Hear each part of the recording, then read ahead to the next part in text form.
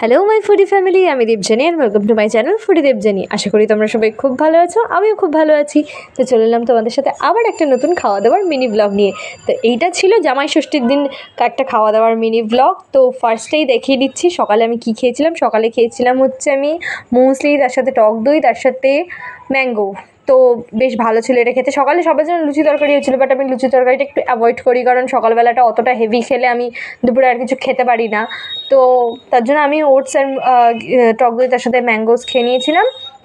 দেন দুপুরবেলা অ্যাকচুয়ালি খেতে খেতে অনেক দেরি হয়ে গেছিলো, তাও 3টে সাড়ে 3টে তো বেজেই গেছিলো। তো দেখতেই পাচ্ছ দুপুরের মেনু ছিল জামাই ষষ্ঠী স্পেশাল এই মিক্সড ফ্রাইড রাইসটা ডিম, তারপর চিংড়ি মাছ সব দিয়ে করা ছিল। তার সাথে ছিল হচ্ছে চিকেন কষা, আলু দিয়ে চিকেন কষা। ইয়েস, আলু দিয়ে চিকেন কষা না হলে একদমই ভালো লাগে না চিকেন কষার টেস্টটা।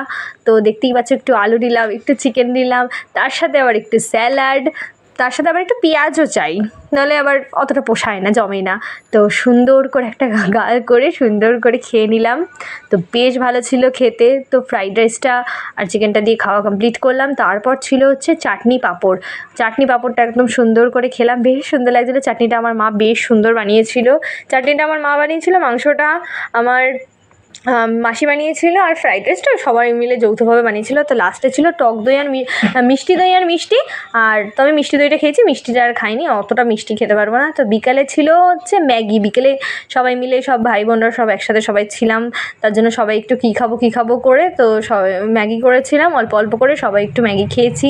তো এইটা টপ র্যামেন ছিল, নর্মাল ম্যাগিটা আমরা কেউই সেরকম পছন্দ করি না, তো টপ র্যামেনটাই করেছিলাম। আর রাতে আবার সেই ফ্রাইড রাইস আর চিলি চিকেন না মানে চিকেন কষাটা দিয়ে খাওয়া শেষ করলাম। তো আজকের মতো টাটা বাই বাই সবাইকে, সবাই ভালো থাকবে। ভিডিওটা প্লিজ লাইক করে দেবে আর একটু কমেন্ট করে যেও। টাটা বাই বাই, সবাই ভালো থাকবে, গুড নাইট।